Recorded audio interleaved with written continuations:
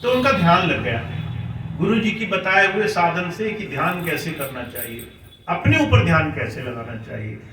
जब आप दुनिया की सारी चीजें छोड़ करके, घर काम काज दुनिया के कोई भी मसले, सारी चीजें छोड़कर अपने ऊपर ध्यान लगाते हो, दुनिया की ये चीजें आप नहीं हो।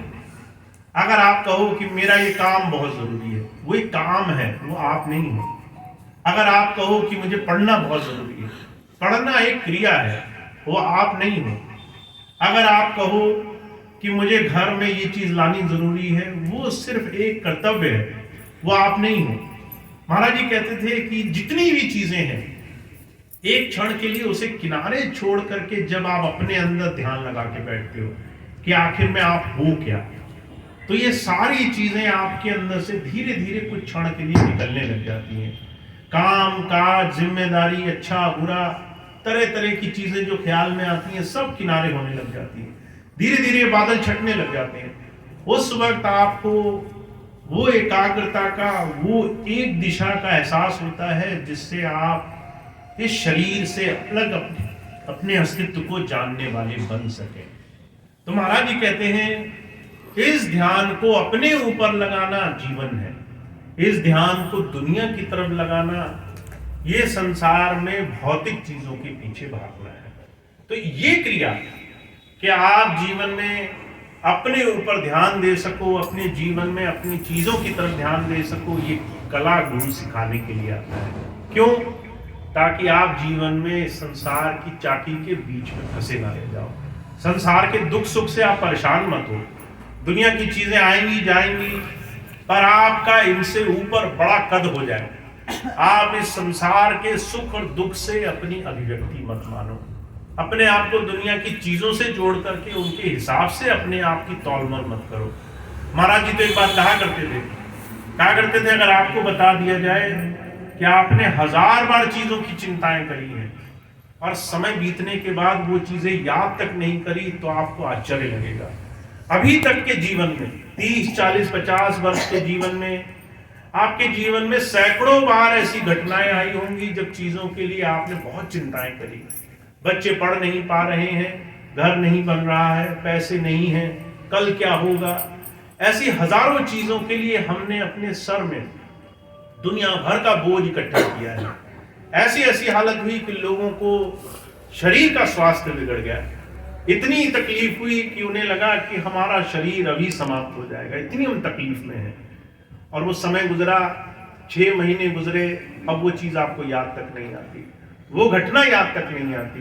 बच्चे कब के पढ़ लिख कर बड़े हो गए, चीजें कब की अच्छी हो गई, वो परिस्थिति जब हमें 2 पैसे कमाने की तकलीफ थी, वो परिस्थिति भी पीछे छूट गई।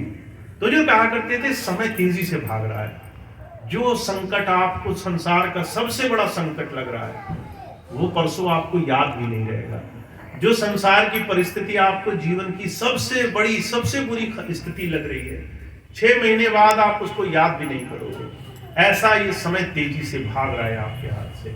ऐसे में आपको अगर ये बात समझ में आ जाए कि संत आपको क्या समझाना चाहते हैं कि आपका जीवन वो दुनिया के सुख दुख, दुनिया की अच्छाई बुराई की परिभाषा नहीं है।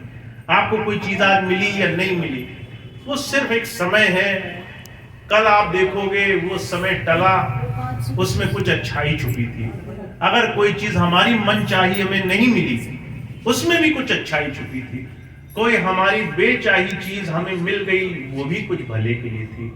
हमने सोचा हम ये करेंगे, हम नहीं कर पाए, उसके आगे 10 और रास्ते मिले जो बेचाहे हमें मिले, वही आज हमें जीवन में सबसे अच्छे लग रहे हैं। तो जो कहा करते थे जब आप स्वयं अपनी इच्छाएं, अपनी मन की चाह छोड़ करके जीवन में आगे बढ़ते हो, तो वो होता है जो उस परमात्मा ने आपके लिए सोचा होता है, वो होता है जो आपके लिए अच्छा और भला होता है, वो होता है जिससे आपका जीवन सुखमय होता है। तो ऐसा दृष्टिकोण जीवन में आना जरूरी है, ऐसा दृष्टिकोण जीवन में बनाना जरूरी है। तो इसके लिए शहंशाह जी महाराज एक ही बात कहते हैं, पहली बात तो तुम्हें संतों का सानिध्य मिल जाए, और उनके सानिध्य का मतलब है उनकी बात धीरे धीरे मन में हम बसा लें, उसको इतना बसा लें कि धीरे धीरे उस तरह से हमारी विचार दृष्टि हो जाए, वैसे सोचने लगे जीवन को चीजें मिली, बहुत अच्छा है, हमें फिर भी उसमें ज्यादा फंसना नहीं है। चीजें नहीं मिली तो भी कोई दुख नहीं, क्योंकि उससे आगे ना जाने कौन सी अच्छी चीज छुपी होगी। जब ऐसा दृष्टिकोण बना के हम चलते हैं, शहंशाह जी महाराज कहते हैं, चाह गई चिंता गई मनवा बेपरवाह, जिसको कुछ नहीं चाहिए सो शाहन को शाह। अगर आप चीजें मांगते रहोगे तो हमेशा मांगने वाले कहलाओगे, और जिस दिन आपकी इच्छाएं समाप्त हो गई, जिस दिन आप इच्छाओं से, दुनिया की भौतिक चीजों से ऊपर उठने वाले बन गए, तो वो कहते हैं उस दिन शहंशाह में आपकी गिनती होगी। जिसको पता है सब कुछ मेरे पास है, मैं ऐसे नजर फेरूंगा और उस चीज का सुख मैं भोग सकूंगा, तो वो कहते हैं उसके लिए चिंताएं दूर करो, निर्भय हो, भरोसा बनाओ, अपने जीवन में बेपरवाही लाओ। ऐसी बेपरवाही कि संसार में तुम सर उठा करके बहुत ही गर्व से हर एक क्षण जीने में आज से ही समय लगाओ। तो महाराज जी कहते हैं